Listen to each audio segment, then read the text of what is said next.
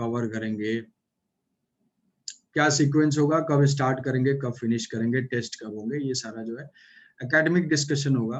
Academic discussion के बाद एक ऑनलाइन मोड में अगर अभी क्लासेस कर रहे होगे, एक्चुअली आप सबने जो है 12th एग्जाम दिया, 12th के एग्जाम क्लियर हुआ, तब तक उसके बाद फिर कॉम्पिटिटिव एग्जाम्स हुए, कोरोना वगैरह जो भी है वो सब आ गया इन बिटवीन। ऑनलाइन मोड में कुछ ऑफलाइन मोड से डिफरेंस है, कुछ इसके प्रोज हैं, कुछ कॉन्स हैं, कुछ पॉजिटिव्स हैं, कुछ नेगेटिव्स हैं। तो पॉजिटिव नेगेटिव थोड़ा सा जस्ट एक गाइडलाइन की तरह से कि किस चीज को ऑफलाइन से हम क्या ऑनलाइन में डिफरेंट थोड़ा मेथोडोलॉजी यूज करके चलेंगे, सो दैट कि हमें मैक्सिमम आउटपुट मिलेगा। और उसके बाद एकेडमिक या प्रिपरेशन स्ट्रेटजीज टाइप से हम बोल सकते हैं कि स्ट्रेटजीज क्या होंगी, जो हमारे स्टेप्स होंगे, स्टेप्स क्या फॉलो करना है, वो स्टेप्स भी हम डिस्कस करेंगे। धीरे धीरे लोग ज्वाइन कर रहे हैं, तो ये सारी चीजें हम डिस्कस करेंगे। ब्रीफ इंट्रोडक्शन तो है यहाँ पे, फिर धीरे धीरे हम लोग इंटरेक्ट करते ही रहेंगे। तो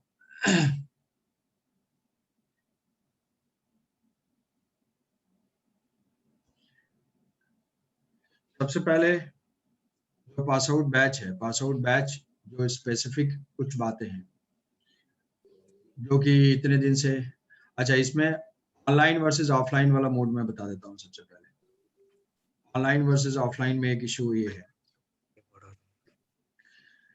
कि ऑफलाइन में हम यूज टू है कि फेस टू फेस इंटरेक्शन होता है, वहाँ पे जब क्लासरूम टीचिंग होती है तो उस क्लासरूम टीचिंग में तुम्हारे फेस को देख के या तुमसे बात करके तुम्हारे जो डाउट्स हैं वो इंस्टेंटेनियस क्लियर हो जाते हैं। ऑनलाइन मोड का एक ये नेगेटिव है कि तुम्हारा रिस्पॉन्स इमीडिएटली समझ में नहीं आएगा। तो उसका सोल्यूशन ये है कि जो भी अगर कुछ भी इश्यू होता है तो पहला तो है मोड की बोलना है, अपने आप को अनम्यूट करोगे, जनरली नॉर्मल जो है वो म्यूट मोड में रहेगा, तो अनम्यूट करके अपने डाउट को रिस्पॉन्ड करना है। या फिर इन केस अगर वॉइस की प्रॉब्लम आती है, नेटवर्क की प्रॉब्लम आती है, तो इस केस में क्या है कि चैट कर सकते हो, चैट करके बता दो कि मुझे विजिबल हो जाएगा, उस चीज को मैं रिपीट कर दूंगा। तो ऑनलाइन में जो डाउट ऑनलाइन मोड है, उस ऑनलाइन मोड में थोड़ा सा रिस्पॉन्सिव होना है,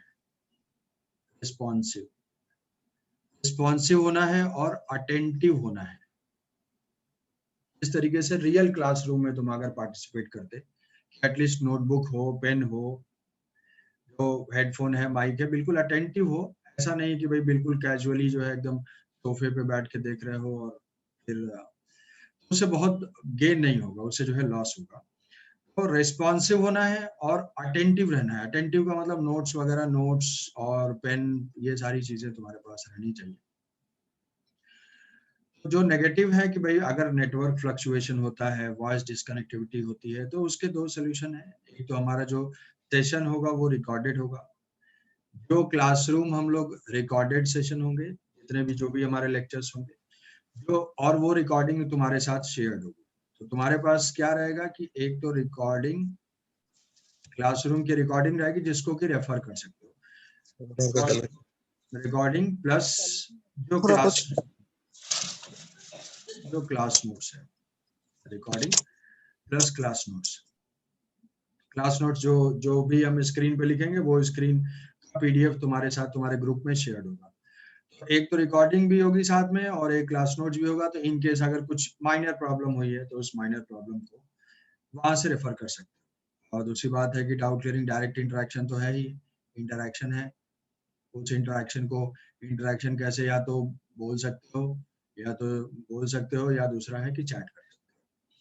तो ये दो इंटरेक्शन के मोड हैं। तो जनरली हमारे ऑनलाइन मोड में प्रॉब्लम क्या होती है कि कैजुअल बैठे हुए हैं, बिल्कुल आराम से, एकदम कोई सामने नहीं है तो कुछ लिखना नहीं है, क्वेश्चन दिया गया है तो वो क्वेश्चन लिखना नहीं है। इससे क्या होगा कि तुम्हें डिफरेंस नहीं फील होगा, तुम जो है सेम स्टेट ऑफ माइंड में रहोगे, लेजी स्टेट ऑफ माइंड में रहोगे, तो फिर वो जो इम्प्रूवमेंट होना चाहिए पास आउट में, वो इम्प्रूवमेंट तुम्हें फील नहीं आएगा। तो ये दो चीज क्लियर करना था मुझे ऑनलाइन के लिए। बाकी जहां तक रही बात जूम से रिलेटेड, तो जूम से रिलेटेड धीरे धीरे तुम यूज टू हो जाओगे, क्योंकि अभी अभी यही एक मोड है जो कि सबसे कन्वीनियंट और फास्ट है।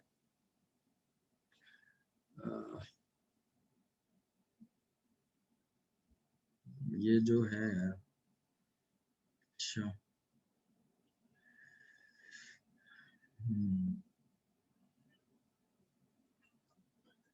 तो ये है ऑनलाइन मोड। ऑनलाइन मोड इसमें अभी तक किसी को कोई प्रॉब्लम, आई थिंक एक बार फिर से मैं क्लियर कर दे रहा हूँ कि ऑडियो वीडियो क्लियर है सबको। किसी को अगर कोई इशू, जितने भी लोग आए अभी लेट ज्वाइन हुए, ऑडियो वीडियो क्लियर है? अगर किसी को प्रॉब्लम है तो मैसेज कर सकते हो। ठीक है, रिस्पांस नहीं है तो मैं ये एज्यूम करूंगा कि क्लियर है। नेक्स्ट जो है 12th पास। 12th पास 12th पास स्टूडेंट्स की जो है, कुछ ऐसी चीजें बताऊंगा जिसको कि अवॉइड करना है। ठीक है, पहला जो अप्रोच रखना है कि बिगिनर्स माइंडसेट रखना है। बिगिनर्स माइंडसेट, बिगिनर्स माइंडसेट, ये सबसे बड़ा ड्रॉबैक है। अगर तुमने ड्रॉप लिया है और ड्रॉप लेने का डिसीजन किया है, तो इसमें तुम्हें मैक्सिमम आउटपुट आना चाहिए। मैक्सिमम आउटपुट आना चाहिए, मतलब जो भी तुम्हारी रैंक्स रही होगी या जो भी तुम्हारा स्कोर रहा होगा, एटलीस्ट एक बेटर रैंक, बेटर स्कोर आए, सो दैट कि तुम नेक्स्ट ईयर जब भी कॉलेज में जाओ सेटिस्फाइड हो कि हाँ भाई, जो मैंने टाइम इन्वेस्ट किया, जो भी टाइम एफर्ट मनी जो मेरा इन्वेस्ट हो रहा है, उसके बदले मुझे कुछ रिटर्न मिला है। वो रिटर्न अभी मिलेगा अगर तुम बिगिनर माइंडसेट के साथ ये प्रिपरेशन करोगे। सबसे most critical problem with the 12th pass out student, वो तुम्हें हो सकता फील ना हो, लेकिन वो इन इतने दिन में, इतने साल है, कई सालों में कई हजार स्टूडेंट से देखने के बाद ये चीज मैं बता रहा हूँ कि ये प्रॉब्लम होती है। क्या प्रॉब्लम होती है? सपोज कि कोई चैप्टर स्टार्ट होगा, सपोज कि मान लो हम लोग लॉज ऑफ मोशन स्टार्ट करेंगे। लॉज ऑफ मोशन स्टार्ट करेंगे तो अब में ये चीज होगी कि हाँ, ये चीज तो मुझे पता है, आई नो, ये चीज मुझे पता है, ये जानता हूँ, वो जानता हूँ, ऐसे जानता हूँ। सिंपल कॉन्सेप्ट ये समझो कि अगर तुम वो सारी चीजें जान रहे होते, सब कुछ बिल्कुल क्लियर होता, तो रिजल्ट कुछ और होता। लेकिन रिजल्ट नहीं हुआ है, तो मतलब कहीं ना कुछ ड्रॉबैक है, कुछ ना कुछ सिचुएशन ऐसी रही होगी कि रिजल्ट्स नहीं हुआ। पहला चीज ये है कि अगर तुम इस माइंडसेट के साथ ये जानते हो कि मैं ये सारी चीजें समझ रहा हूँ, मुझे आता है, मैं ये चीज जानता हूँ, उस माइंडसेट के साथ पढ़ोगे तो तुम्हें उस टॉपिक में इम्प्रूवमेंट नहीं होगा। तुम सोचोगे कि मुझे पता ही है। तुम सोचो कोई चीज अगर तुम्हें कोई समझाने की कोशिश कर रहा है और तुम इस माइंडसेट से हो कि हाँ, मैं तो जानता हूँ, मुझे कोई जरूरत नहीं, हाँ ये लॉज ऑफ मोशन की क्लास में नहीं करूंगा, या फिर प्रोजेक्टाइल मोशन होगा तो वो नहीं करूंगा, फिर तुम सेम ही लेवल पे रह जाओगे जो तुम्हारा लेवल था पहले वाला। क्योंकि इतना तो मैं गारंटी कर सकता हूँ कि जितना भी तुमने पढ़ा होगा, उससे डेफिनेटली एक्स्ट्रा इनपुट मिलेगा। किसी भी सब्जेक्ट में एक्स्ट्रा इनपुट मिलेगा। जो तुम्हारा अगर एक्स लेवल होगा तो एटलीस्ट 4x 5x का इनपुट तुम्हारे पास रहेगा। नए नए कॉन्सेप्ट होंगे, नए नए अप्रोच होंगे, नए प्रॉब्लम्स होंगे, नए तरीके का एप्लीकेशन होगा, न्यू उसके जो है एक्सप्लेनेशन होंगे। इनपुट तो नया होगा, बट उस इनपुट को रिसीव करने के लिए तुम्हें अपने माइंडसेट में थोड़ा सा चेंज करना है। किसी भी चीज को वैसे ही पढ़ना है जैसे कि तुम 11th में 12th में फ्रेश उस चैप्टर को स्टार्ट कर रहे थे। अगर दिमाग में कोई मिस कॉन्सेप्ट है या कुछ भी है, उस चीज को बताना है। सर ऐसे तो ऐसे करते थे, इस प्रॉब्लम को ऐसे करते थे, उस प्रॉब्लम को ऐसे करते थे। तो वो पहले जो कुछ चीजें सीखने के लिए कुछ चीजें अनलर्न करनी होती है, जो गलत चीजें दिमाग में है, या फिर कुछ ऐसी चीजें जो कि मिस कॉन्सेप्ट क्रिएट कर रही है, उनको दिमाग से हटाना है। ये मेरा बिगनर माइंडसेट का मतलब ये है कि जब तुम 11th में या 12th में जब फर्स्ट टाइम तुम्हें चैप्टर इंट्रोड्यूस हुआ था, जिस माइंडसेट के साथ तुमने उसको अप्रोच किया था, सेम माइंडसेट इस बार भी रखना है। उससे क्या होगा कि तुम्हारा इंप्रूवमेंट फास्ट होगा। ये पहला बेसिक बेसिक कैरेक्टरिस्टिक, ये एडवाइस है, ये रिक्वेस्ट है। अगर जेन्युइनली रिजल्ट में कन्वर्ट करना है अपने अपने एफर्ट को अगर रिजल्ट में कन्वर्ट करना हो, तो सबसे पहला बिगिनर माइंडसेट रखना है। बिगिनर माइंडसेट, हर चीज को स्क्रैच से स्टार्ट करना है, जीरो से स्टार्ट करना है। बेसिक से हम लोग स्टार्ट करेंगे और हाई लेवल तक सब कुछ करेंगे। ठीक है भाई। ट्वेल्थ क्लास में या 11th क्लास में, मान लो 12th क्लास में हम लोग इलेक्ट्रोस्टैटिक्स चैप्टर तुमने पढ़ा होगा, तुम्हें बहुत सारी चीजें पता होंगी भाई। पॉइंट चार्ज का फॉर्मूला क्या है, ये क्या है, वो क्या है, ऐसे क्या है, ऐसे क्या है, काफी सारी चीजें तुम जानते हो। ठीक है। अब इसमें से मान लो कि 100 फॉर्मूलेज हैं मान लिया, तो उसमें से तुम 20, 25, 30 तुमने सुना होगा या देखा होगा। इसमें अगर सपोज करो कि हम 20 आवर्स अगर इसको पढ़ने में लगा रहे थे 12th क्लास में, मे बी अभी हम स्पीड में कवर करेंगे। इसे कुछ भी स्किप नहीं करना है। जैसे ये नहीं है कि तुम जानते हो कोई कॉन्सेप्ट, अगर जानते हो तो उसको तुम स्किप ही कर दिए, नहीं, उसको जल्दी से कवर करके नेक्स्ट कॉन्सेप्ट में मूव करना है। सेम अप्रोच टीचिंग में भी होगा। यहाँ पे जो क्लासरूम होगी, वो क्लासरूम एक मीडियम पेस में होगी। मीडियम पेस का मतलब है कि बहुत स्लो नहीं होगा, बेसिक या सब कुछ कवर होगा, लेकिन उसमें हम लोग एक पेस बना के रखेंगे। इसमें तुम्हारा रोल आएगा कि अगर तुम्हें लगता है कि हाँ भाई फास्ट हो रहा है या स्लो हो रहा है या कुछ पर्टिकुलर किसी चीज में डाउट है, तो वो बस मुझे बता दोगे। इधर ऐसा है कि थोड़ा मुझे ये चीज पता है, तो मैं ठीक है कुछ और एक्स्ट्रा आगे क्वेश्चन करेंगे। तो ये एक हम लोग मीडियम पेस रखेंगे, और उस पेस को जो है अकॉर्डिंग टू यू वो मॉडिफाई हो जाएगा। कुछ ऐसे चैप्टर, जैसे एक दो चैप्टर का मैं नाम लूंगा जो कि तुम्हारा जरूर फेवरेट होगा। For example rotational motion, SHM, waves, ये जो है तुम्हारा काफी फेवरेट चैप्टर रहा होगा जब भी तुमने पढ़ा होगा। तो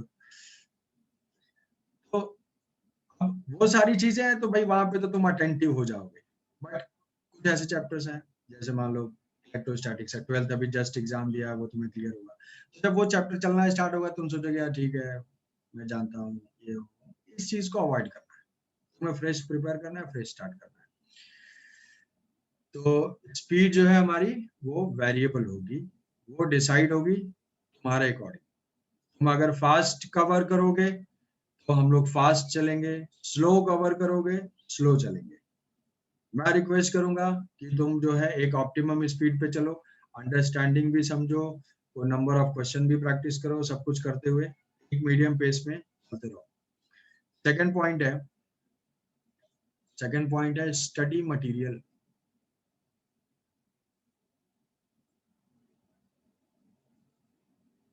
ठीक है, स्टडी मटेरियल। तो हम एकेडमिक चीज तो स्टार्ट करेंगे ही, बट कुछ नॉन एकेडमिक चीज है जिसको कि सेशन के स्टार्ट में मैं बताता ही हूँ हमेशा, और आज भी मेरे हिसाब से ये इम्पोर्टेंट है। तो इस चीज को जो है सुनना जरूरी है थोड़ा सा।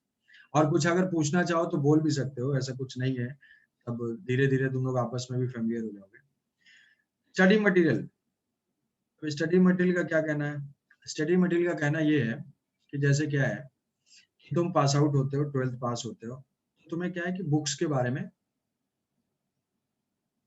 बहुत सा आइडिया होता है।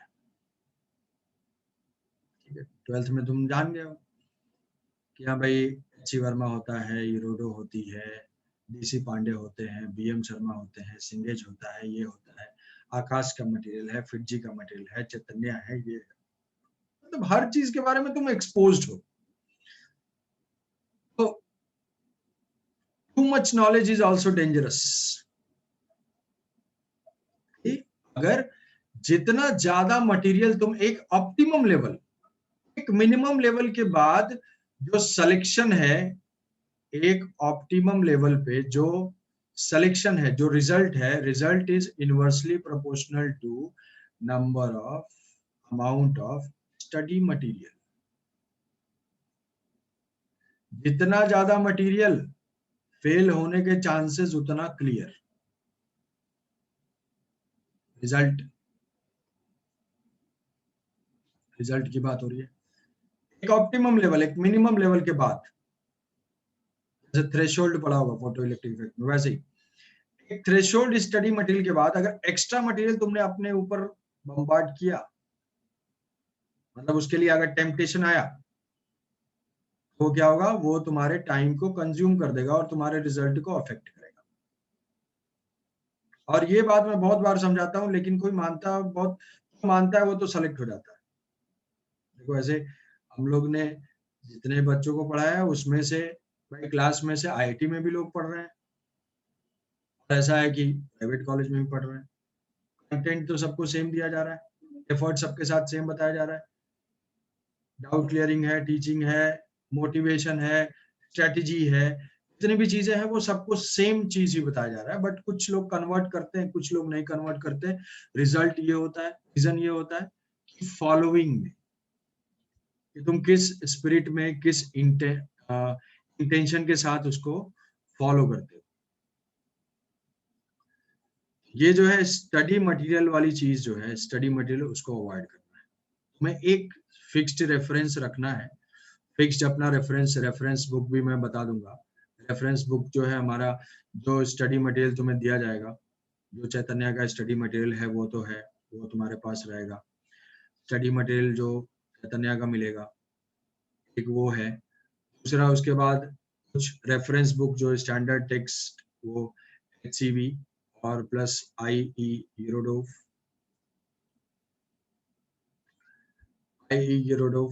ये एक है जो कि एडवांस के लिए, मेनली जो एडवांस के लिए है। HC वर्मा जो कॉन्सेप्चुअल के लिए है।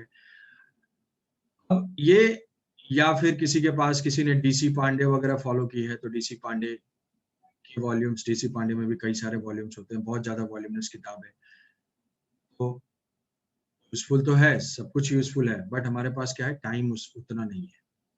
तो जो अवेलेबल टाइम में बेस्ट होगा वही मैं तुम्हें रिकमेंड करूंगा। तो या तो इस सेट को फॉलो करना है, हमारे पास स्टडी मटेरियल है जिसको, तो जो एक क्वेश्चन बैंक की तरह से है, ये जो है क्वेश्चन बैंक है। उसके अलावा जो है चैप्टर चैप्टर प्रैक्टिस प्रॉब्लम्स कुछ जैसा होगा, एज एंड व्हेन मुझे रिक्वायर्ड लगेगा, कुछ एक्स्ट्रा मैं तुम्हें इनपुट दूंगा।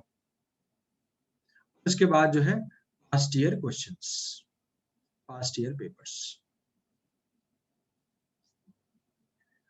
अब ये पास्ट ईयर पेपर इंपॉर्टेंट है, स्टडी मटेरियल जो मिला वो इंपॉर्टेंट है, प्लस उसके बाद जो टेस्ट वगैरह तुम्हारे हो रहे हैं, टेस्ट के क्वेश्चंस, टेस्ट के क्वेश्चंस इंपॉर्टेंट है। जिस पेपर को तुमने 3 आवर्स में जो है अटेम्प्ट किया है वो इंपॉर्टेंट है। उसमें से अगर तुम कुछ मिस्टेक करते हो तो उसको एनालाइज करना है, एनालाइज करके उसको रिटेन रखना है, उस मिस्टेक को दोबारा नहीं कमिट करना है। तो टेस्ट के क्वेश्चन हो गए, पास्ट ईयर क्वेश्चन हो गए, चैप्टर प्रैक्टिस प्रॉब्लम्स हो गए। उसके अलावा हमारे रेफरेंस टेक्स्ट एक दो जो कि कंप्लीट सेट हो, सारे वैरायटी के क्वेश्चंस को कवर करे, वो स्पेसिफिक टू जेईई एडवांस, कुछ दो टाइप के प्रॉब्लम। बाकी तुम्हारा स्टडी मटेरियल है। एक सब्जेक्ट में इससे ज्यादा फॉलो करने के लिए तुम्हारे पास टाइम नहीं है भाई। तुम्हारे पास फिजिक्स है, केमिस्ट्री है, मैथ है, बायोलॉजी है, अपना अपना सब्जेक्ट है। अगर तुम इस हिसाब से देखो, जैसे अगर हम अप्रोक्सीमेट करते हैं टाइम को, ठीक है, टाइम वाली बात जो है मैं करूंगा। तो ये दो है, पहला है बिगनर माइंडसेट, दूसरा स्टडी मटेरियल। इस दो चीज को फॉलो करना है, अननेसेसरी नहीं जाना है। थर्ड जो पॉइंट है, जो स्ट्रेटजी के हिसाब से है, वो थर्ड पॉइंट है हमारा रिवीजन।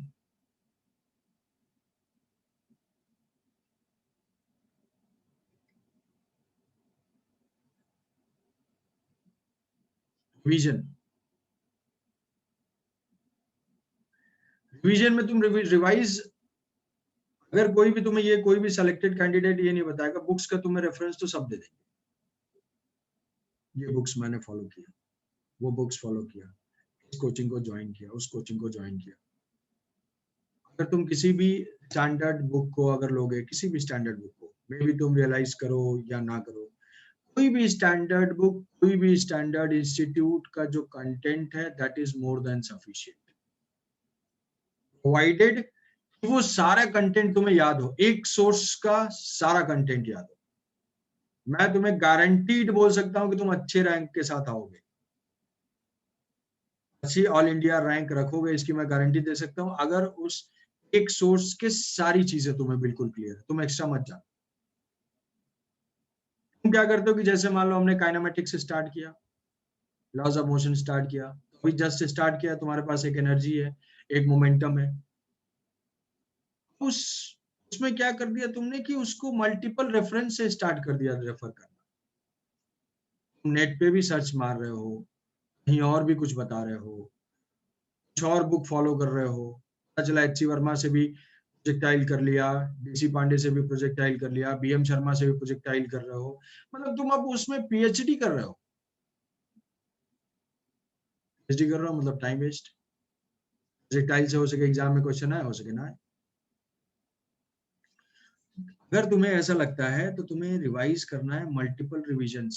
मल्टीपल रिविजन्स का अगर मैं क्वांटिफाई करूं तो जो क्लास नोट्स है, क्लास नोट्स का एटलीस्ट 30 टू 50 टाइम्स रिवीजन।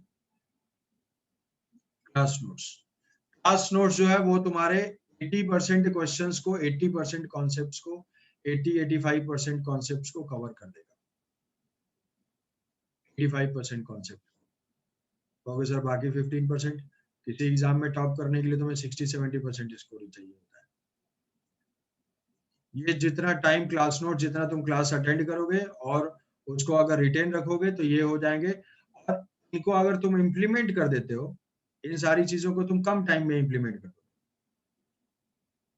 तुमने भी ऐसा एक्सपीरियंस किया होगा कि एग्जाम में क्वेश्चन देख के तुम्हें फीलिंग आती होगी कि ये मुझे आ रहा है, मैं सॉल्व कर पाऊंगा, बट उसको सॉल्व करते करते या तो सिली मिस्टेक कर देते हो, या वो बीच में ही अटक जाता है, या गलत आंसर आ जाता है। तुम्हें कॉन्सेप्ट याद आ रहा है, तुम रिलेट कर पा रहे हो, हाँ ये ऑप्टिक्स का क्वेश्चन है, ये वेव ऑप्टिक्स का क्वेश्चन है, मॉडर्न फिजिक्स का क्वेश्चन है, इसमें मैंने ऐसे ऐसे पढ़ा था, बट वो टर्न आउट नहीं होता है। टर्न आउट क्यों नहीं होता है? Lack of revision, lack of repetition. 2 बार, 4 बार, 5 बार सेम क्वेश्चन, पहली बार तुमने क्वेश्चन को समझा, नेक्स्ट टाइम जो वो तुम्हें क्लियर हो गया तो तुम स्पीड में करोगे। थर्ड टाइम क्या है, तुम स्टेप्स को स्किप करते हुए करोगे, कुछ इक्वेशंस को मेंटली कैलकुलेट करोगे। 4 टाइम जो है तुमने क्वेश्चन देखा, फिर उसके जो है आंसर्स बता दिए। जब तुम रिपीट करते रहोगे तो तुम अपने आप इवॉल्व होते रहोगे। इवोल्यूशन जो है वो तुम्हारी स्पीड के टर्म्स में होगा, तुम्हारी स्पीड फास्ट हो जाएगी। तुम जैसे ही पेपर मिलेगा तो मान लो कि फॉर एग्जांपल अगर लेते हैं जैसे जेई में जो है 25 क्वेश्चन आते हैं, या मेडिकल में 45 क्वेश्चन आते हैं, इसमें जो है 25 क्वेश्चन आते हैं। इसमें से मान लो कि 10-15 एक सब्जेक्ट में, मान लो कि तुमने 10-15 क्वेश्चंस को, 10 से 15 क्वेश्चंस को तुमने जल्दी से अटेम्प्ट कर लिया, और ऐसा रहेगा कि वो तुम्हें इजीली जो है, जो कॉन्सेप्ट या जो अप्रोच बताया जाएगा उसमें से श्योर शॉट आएगा। जो रिमेनिंग थोड़ा इनोवेटिव टाइप के हैं, इनोवेटिव टाइप का मतलब कुछ सिचुएशन चेंज हो गई, कहीं पे हमने 1 ब्लॉक सिस्टम लिया था, कहीं 2 ब्लॉक हो गया, कहीं पे हैवी की तरफ मोशन था, कहीं लाइट की तरफ हो गया, कहीं इलेक्ट्रिकल फोर्स केवल लिया था, कहीं पे मैग्नेटिक फोर्स भी आ गया, कहीं पे एक्स एक्सिस के लॉन्ग मोशन लिया था, कहीं पे एक्स वाई प्लेन में आ गया। अब वो जो इनोवेटिव टाइप के क्वेश्चन है, यहाँ से जब टाइम सेव करोगे तो जो 10 डिफिकल्ट क्वेश्चंस हैं उन पे तुम टाइम अप्लाई कर सकते हो, वो टाइम यूटिलाइज कर सकते हो। बट अगर तुम्हारे पास रिवीजन नहीं रहता है तो तुम जैसे तैसे करके ये 10-15 क्वेश्चन ही कर पाते हो, यहाँ तक पहुंच ही नहीं पाते हो, तो तुम्हारा स्कोर ही बूस्ट नहीं होगा। तो जो टाइम है उस टाइम को एक्स्ट्रा मटेरियल में नहीं वेस्ट करना है, उसको जो है रिवीजन में लगाना है। रिवीजन का शेड्यूल क्या होना चाहिए भाई? तुम जो शेड्यूल होना चाहिए वो तो तुम्हारे क्लासेस ही ज्यादा होंगी, धीरे धीरे जो है वो क्लासेस ज्यादा होंगी, तुम क्लासेस अटेंड करोगे, क्लासेस के बाद फिर क्लास नोट्स तुम्हारे पास रहेगा, क्लास नोट्स को रिवाइज करोगे और उस पे बेस्ड जो है क्वेश्चन प्रैक्टिस करोगे, कुछ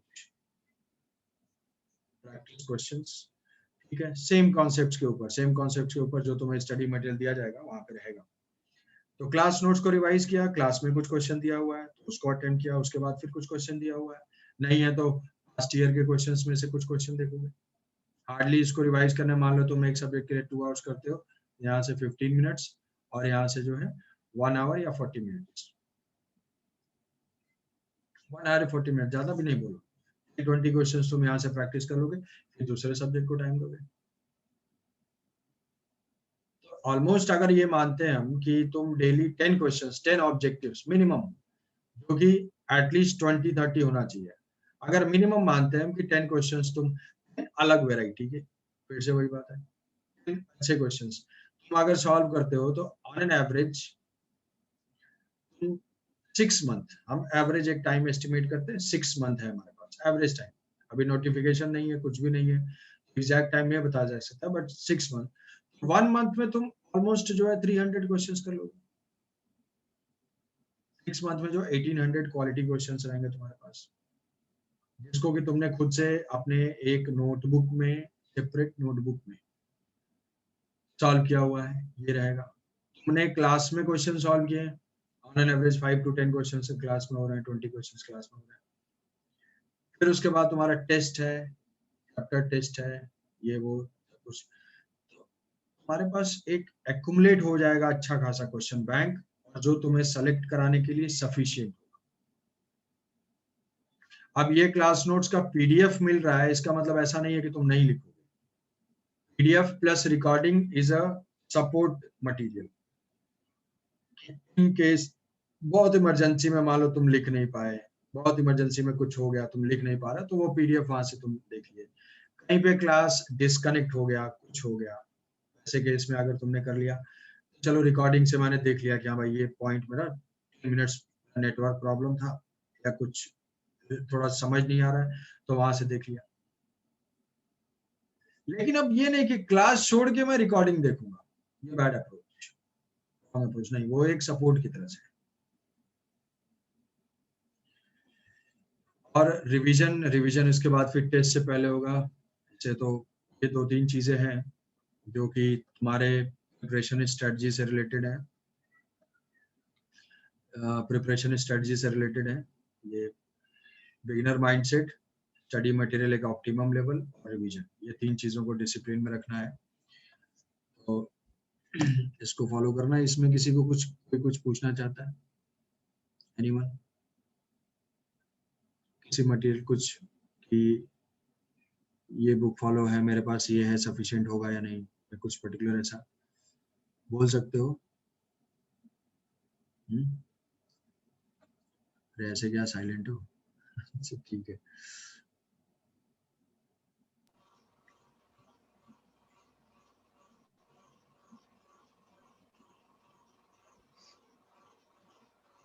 सर टेस्ट कैसे कंडक्ट किया जाएगा? ठीक है, टेस्ट वाला मैं बताता हूँ। टेस्ट का तो ये क्या है कि ये मैं टेस्ट और वो सिलेबस वाले पे बताता हूँ। ये था कि हमें कुछ चीजें फॉलो करनी है, जो कि ड्रॉबैक्स मैंने ऑब्जर्व किया है अभी तक पर्सनली, कि जिसके वजह से अच्छे अच्छे बच्चों का सिलेक्शन नहीं पता। तुम्हारे पास तो एडवांटेज है ना यार। सपोज एक 12th का स्टूडेंट एग्जाम दे रहा हो, 12th का स्टूडेंट अगर अभी प्रिपेयर कर रहा हो और तुम प्रिपेयर कर रहे हो, तुम्हारे पास एडवांटेज है। ऐसे तुमने ऑलरेडी किया हुआ है, मेन एग्जाम दिया हुआ है, जो एग्जाम तुम्हें देना है वो एग्जाम का तुम्हें आइडिया है, उस सिचुएशन से तुम ऑलरेडी फेमिलियर हो। 12th वाला जो अनफेमिलियर है, बट फिर भी अगर कभी देखोगे तो हाई रैंक में जो है वो अपियरिंग स्टूडेंट होते हैं। रीजन क्या है उसका? रीजन क्या है कि वो फॉलो करते जाते हैं, जो उनको बताया जाता है उसको फॉलो करते हैं। असाइनमेंट कर लेना, ओके सर, ये टेस्ट कंप्लीट कर लेना, ठीक है सर, और क्या करना है, ये करना है, ये करना है। तुम क्या है कि तुम सोचते हो अरे ठीक है सर तो बता रहे हैं, आधा जानकार तो मैं ही हूँ, मुझे भी आइडिया है, तुम उसमें अपना दिमाग लगा देते हो, वो दिमाग तुम्हें डाइवर्ट कर देता है। जबकि तुम एडवांटेजेस पोजीशन में हो कि तुम्हें एग्जाम का आइडिया है, तुम्हारा सिलेबस एक बार कंप्लीट किया हुआ है, 25-30% तुम्हें पता भी है उसके चैप्टर के बारे में, फॉर्मूले के बारे में, क्वेश्चन के बारे में, फिर तुम्हारी रैंक ज्यादा आनी चाहिए। लेकिन क्यों नहीं आती है? इन्हीं सब ट्रैप में फंस जाते हो। मान लो कि तुमने एक बुक कंप्लीट, किसी एक बुक का एक चैप्टर कंप्लीट किया हुआ अपने टाइम में, एक से ज्यादा ही किया होगा, बट फिर भी तुमने कुछ चैप्टर कंप्लीट किए हुए हैं। मान लो इलेक्ट्रोस्टैटिक्स है, करंट इलेक्ट्रिसिटी है, मैग्नेटिज्म है, इसमें तुम बहुत स्ट्रांग होते थे, तुमने बहुत सारे क्वेश्चन किए हैं। अब उसमें जैसे मान लो तुमने रेफरेंस बुक भी कर लिया, टेस्ट पेपर भी किया था, मटेरियल भी खत्म किया था, तुम्हें अपने स्ट्रेंथ के ऊपर वर्क करना है। स्ट्रेंथ के ऊपर वर्क करना है कि उसको कंप्लीट कर लेना है और उससे रिलेटेड लास्ट ईयर के क्वेश्चन, एग्जाम के क्वेश्चंस देख के उस स्ट्रेंथ को वर्क। अब ये नहीं कि करंट इलेक्ट्रिसिटी की अब तुम मार्केट में चले गए, गूगल पे सर्च मार रहे हो 5000 difficult problem in current electricity, वहां से जो है तुम अब उसको सॉल्व कर रहे हो। ये काम नहीं करना है, बिल्कुल नहीं करना है। उस एनर्जी को अपने वीक एरियाज में अप्लाई करो तो तुम्हें बेनिफिट मिलेगा। तो ये अपने एनर्जी को राइट डायरेक्शन में रखना है। तो एक तो ये है, ठीक है। नाम तो धीरे धीरे सब जान ही जाओगे, धीरे धीरे हम लोग फैमिलियर हो जाएंगे और तुम्हारा नाम भी मैं स्लोली जो है अपने नाम के साथ एंट्री करोगे तो मुझे धीरे धीरे याद भी हो जाएंगे। और अभी इंटरेक्शन थोड़ा कम रख रहे हो, बट मैं इनकरेज करूंगा कि थोड़ा इंटरेक्ट करो या चैट के थ्रू ही बताओ कि तुम समझ पा रहे हो, नहीं समझ पा रहे हो। देखो ऑनलाइन के कुछ एडवांटेज भी है, कुछ डिसएडवांटेज भी है। ऑनलाइन का एडवांटेज ये है कि तुम्हारे पास टाइम सेव होगा तुम्हारा, जो तुम्हारे लिए बहुत ज्यादा रिक्वायर्ड है, क्योंकि तुम्हारे पास टाइम ही नहीं है। समझ रहे हो ना, एग्जाम वगैरह डिले होने की वजह से जो कुछ भी है, तो टाइम कम है, तो वो तुम्हारा टाइम सेव होगा। जो कि अगर तुम ऑफलाइन क्लासेस में अगर इन्वॉल्व होते अप डाउन करने, मान लो डेली के 2 घंटे भी जा रहे हैं, वो 2 घंटे तुम प्रैक्टिस में, प्रोवाइडेड की प्रैक्टिस में अपने स्टडीज में उसको लगाओ तो उसका गेन तुम्हें मिलेगा। ऑफलाइन क्लासेस जब तो स्टार्ट होंगी तब तो होगी ही, बट ऑनलाइन क्लासेस में भी तुम्हें एक कुछ बेनिफिट के पॉइंट्स है। रिवाइज करने के लिए तुम्हारे पास अगर कुछ भी है तो रिवीजन के लिए मटेरियल भी है। तो ये तो था आउटलाइन। डिस्कस करेंगे ऑनलाइन मोड ऑफलाइन मोड में डिफरेंस बता दिया, स्ट्रेटजीज तुम्हें बता दिया, और ये जो है सीक्वेंस हम लोग फॉलो करेंगे। Yes sir, will HC Verma PYQ and study material be enough? For JEE Advanced, some extra input is required. For example, यूरोडोव के क्वेश्चन है एंड जो हमारा चैप्टर प्रैक्टिस प्रॉब्लम है, यूरोडोव plus CPP will be enough. Last year question, HC Verma, study material, यूरोडोव plus chapter wise sheets are enough, sufficient.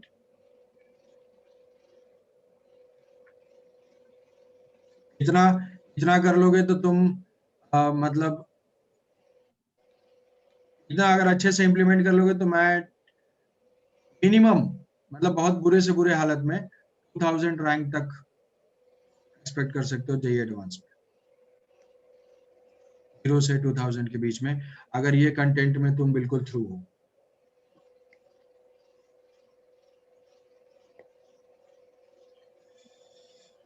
तो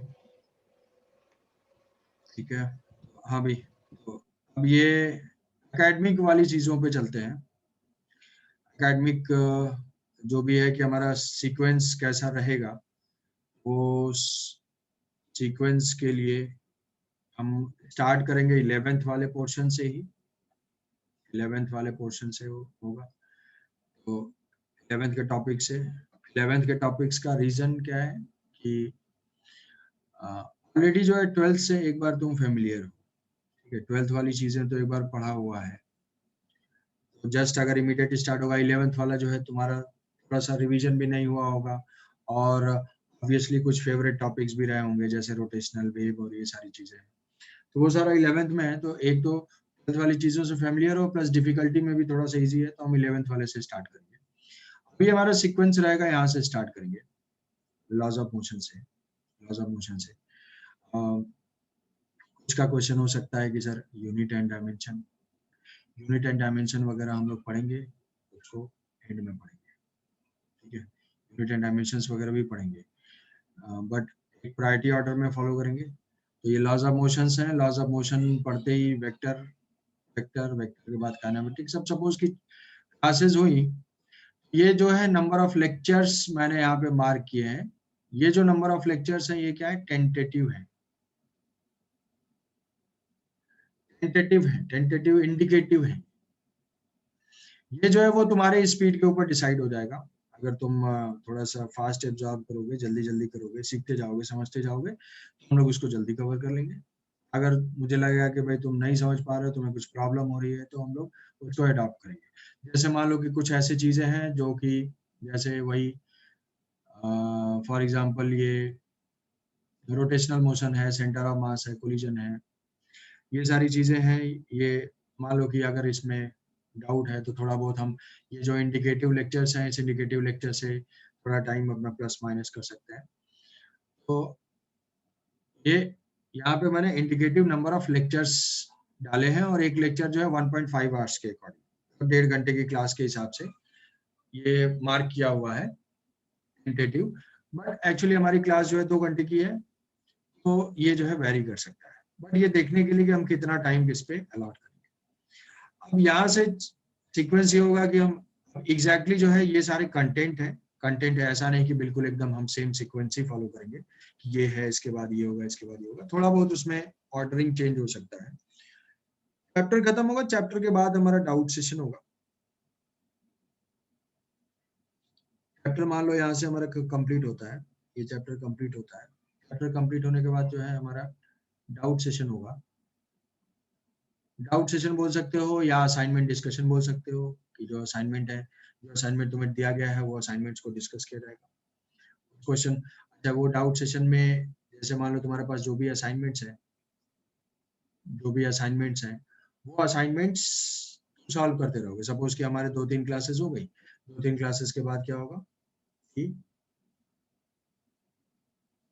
तुम ये assignment start कर दोगे। असाइनमेंट स्टार्ट कर दोगे भाई, कुछ 20 क्वेश्चन, 10 क्वेश्चन, 30 क्वेश्चन ऐसे ऐसे सॉल्व करते रहोगे। करते करते करते एंड तक तुम्हें कुछ डाउट होता जाएगा। भाई बीच में कुछ डाउट हुआ, मान लो तुमने 50 क्वेश्चन सॉल्व किए, तुम्हें जो है 5 क्वेश्चन डाउट आ गया, वो 5 क्वेश्चन तुम क्लास में पूछ दोगे, सर डाउट है।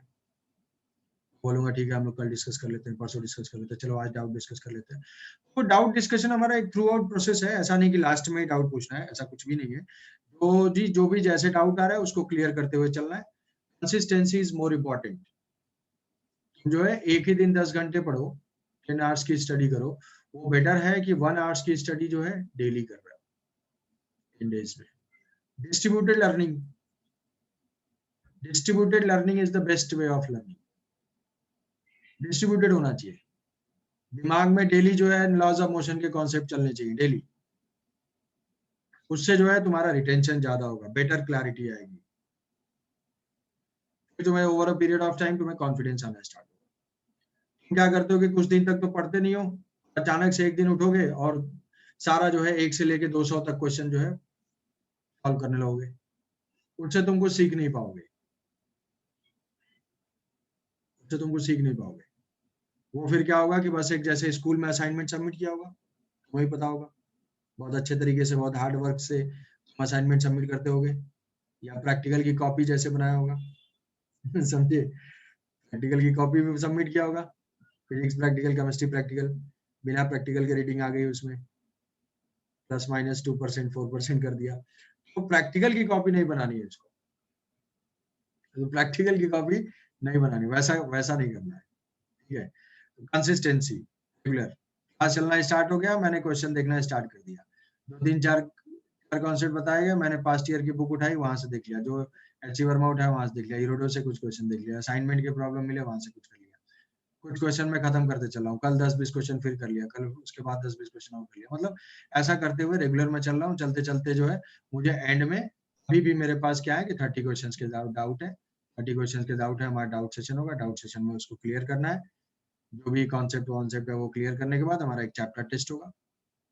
चैप्टर टेस्ट होगा, चैप्टर टेस्ट का कोई पैटर्न नहीं होगा, मतलब ऐसा नहीं कि chapter test JEE Main type का होगा या नीट टाइप का होगा, ऐसा कोई पैटर्न नहीं होगा। चैप्टर टेस्ट जो है वो चैप्टर टेस्ट है 1 आवर में 35 क्वेश्चंस या 30 question depending on the question, 30 से 35 क्वेश्चंस रहेंगे जिसको सॉल्व करना रहेगा। तो ये होगा कि हमारा वो चैप्टर हो गया। सेम प्रोसेस हर चैप्टर के लिए रिपीट होगा।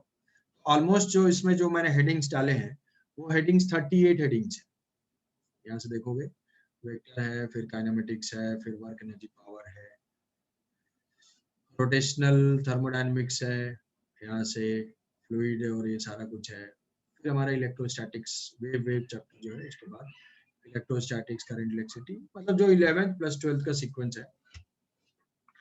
यहाँ पे मैंने वो टॉपिक्स डाले हुए हैं, ये सारे जो भी छोटे-छोटे टॉपिक्स हैं वो डाले हुए हैं। तो ऐसे करके टोटल हमारे पास 38 है। 38 टॉपिक्स टाइप के हैं या चैप्टर बोल सकते हो।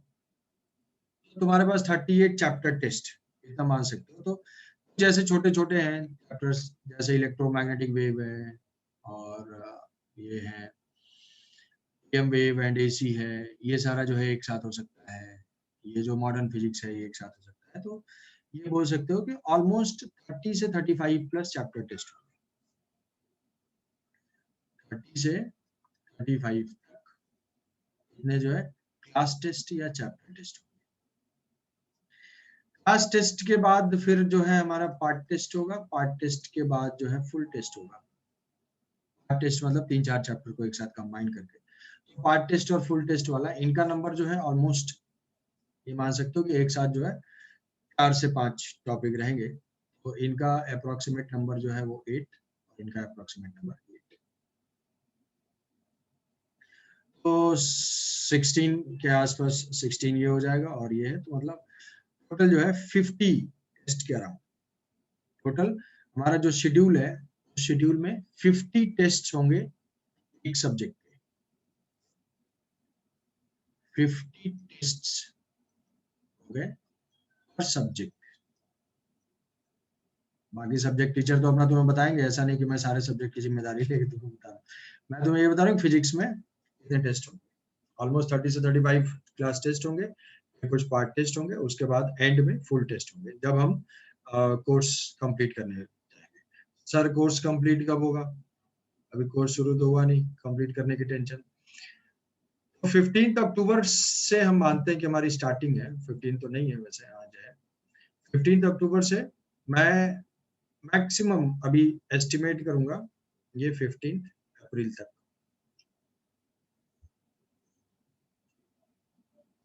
ठीक है, तो नवंबर दिसंबर जनवरी फरवरी मार्च और ये 15 ऑलमोस्ट 6 मंथ हम मान सकते हैं कि हमारे पास 6 मंथ है। ऐसा नहीं कि 6 ही मंथ है, अभी तक कुछ शेड्यूल आया नहीं है, बट एक टेंटेटिव जिस प्लानिंग के लिए 6 मंथ है। तो ऑलमोस्ट जो ये क्लासेस है सारी, ये सारी क्लासेस जो है वो 320 आवर्स 320 आवर्स ऑलमोस्ट। ये भी फिर से ये एक इंडिकेटिव है 300 से लेके 300 आवर्स से लेके 320 आवर्स तक का है एस्टिमेटेड। हमारे 2 घंटे की क्लासेस के हिसाब से ऑलमोस्ट ये हो जाता है 150 क्लासेस। 150 क्लासेस के हिसाब से अगर उसको जो है डिस्ट्रीब्यूट करोगे जो भी, तो 4 और 5 मंथ्स तो ये हो जाएगा ऑलमोस्ट 4 to 5 लेक्चर्स के आसपास पर वीक जो है 4 to 5 क्लासेस के आसपास होंगे। बीच में कुछ 1-2 वीक छुट्टी भी होगी, तो 5 to 6 क्लासेस। स्टार्टिंग में क्लासेस का सीक्वेंस थोड़ा सा कम रहेगा। ठीक है, तुम भी अपना अभी माइंड मेकअप वगैरह कर रहे हो, तो ये मान लो कि एक सब्जेक्ट पे 150 क्लासेस होंगी। 150 क्लासेस 150 क्लासेस होंगी, 50 टेस्ट होंगे। 50 टेस्ट होंगे, उसके बाद जो भी डाउट डिस्कशन प्रैक्टिस है वो सारा है। ऑलमोस्ट जो मैंने 10-10 क्वेश्चन का तुम्हें एग्जांपल लिया, तो कम से कम 2-4-5 हजार क्वेश्चन, 4-5 हजार क्वेश्चन के आसपास तुम्हारे पास रहेंगे। That is more than required, जरूरत से ज्यादा है। उतने में सिलेक्शन हो जाएगा अगर तुम अपनी तरफ से पूरा एफर्ट दोगे तो। ठीक है, तो ये 1 ईयर तुम दे रहे हो, ये 1 ईयर बहुत ही इंपॉर्टेंट है अपने ग्रोथ के लिए। बताओ भाई कुछ ये हुआ। अच्छा, ये पार्ट टेस्ट और फुल टेस्ट कब होंगे? अगर ऐसा क्वेश्चन है कि पार्ट टेस्ट और फुल टेस्ट कब होंगे, तो part test and full test का जो शेड्यूल है वो कुछ दिन में मिल जाएगा। ठीक है, इस शेड्यूल के हिसाब से, पार्ट टेस्ट और फुल टेस्ट के हिसाब से, क्योंकि बीच में ये छुट्टी भी आ रही है, बीच में दशहरा वेकेशन भी है, तो अब उस हिसाब से थोड़ा बहुत डेट्स एग्जैक्ट नहीं डाल सकते हैं। जो डेट्स होगा उससे पार्ट टेस्ट फुल टेस्ट का भी शेड्यूल आ जाएगा। क्लासेस कब रहेंगी, क्या होगा, एग्जैक्ट टाइम टेबल उसके हिसाब से शेड्यूल हो जाएगा और उसको एकदम धुआंधार फॉलो करना है, प्रैक्टिस करना है तब करा देना। अभी बताओ और कुछ डाउट, कोई कुछ पूछना चाहता है? शरण्या, आशुतोष, कुछ और query, anything related to any topic? ऐसे ऐसा नहीं पूछना सर मेरा होगा या नहीं होगा, जरूर होगा। क्या टाइम सफिशिएंट है? टाइम बिल्कुल सफिशिएंट है, इससे ज्यादा टाइम नहीं होता है किसी के पास भी। 12th में होते थे तुम्हारे पास कितने सारे नाटक होते थे, 12th में कितनी सारी चीजें थी। 12th में था ना कि बोर्ड है, ये है, प्रैक्टिकल है, ये sir can we get the study material of the related class? हाँ, study material of related class in the sense मैं ये समझ रहा हूँ कि शायद ये क्या हैंड रिटन की बात कर रहा हूँ और पीडीएफ, सम पीडीएफ नोट्स होगा, any printed material you are asking?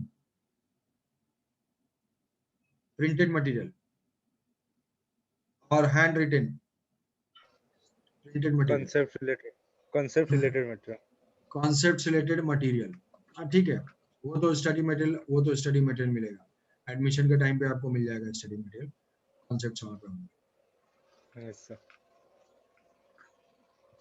तो तक अभी और कुछ सोच रहा, और कुछ तो नहीं है, ठीक है।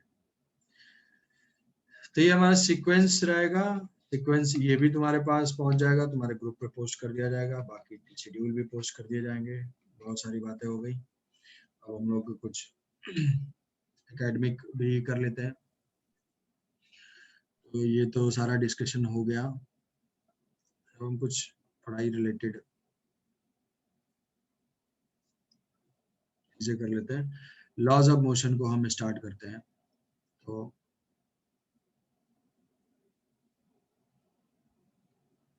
लॉज ऑफ मोशन को स्टार्ट करते हैं।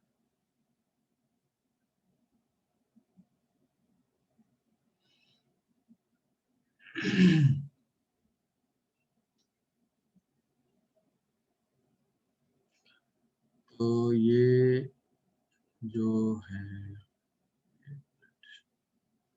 ये किसी क्या है,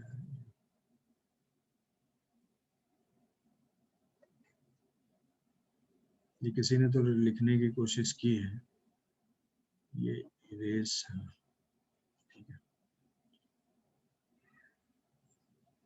तो स्टार्टिंग में जूम फर्स्ट यूज करने पे थोड़ा सा ऐसा होता है कि ये देखते हैं ये ऑप्शन क्या है, वो ऑप्शन क्या है।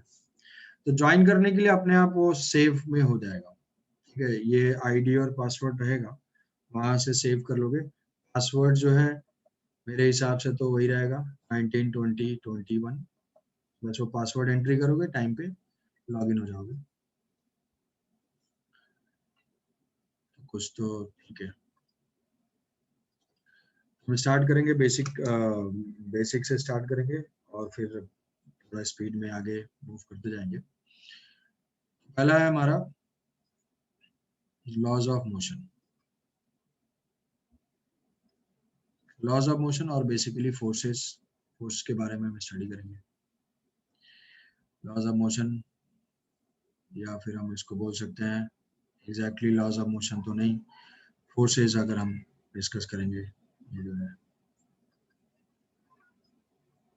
Force.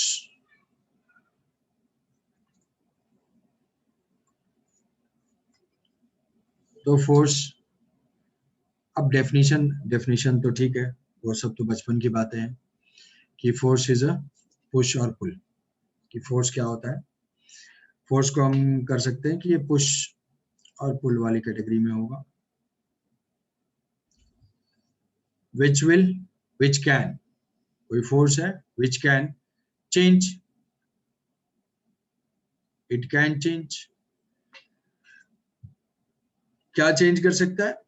State of motion, state of motion and shape and size.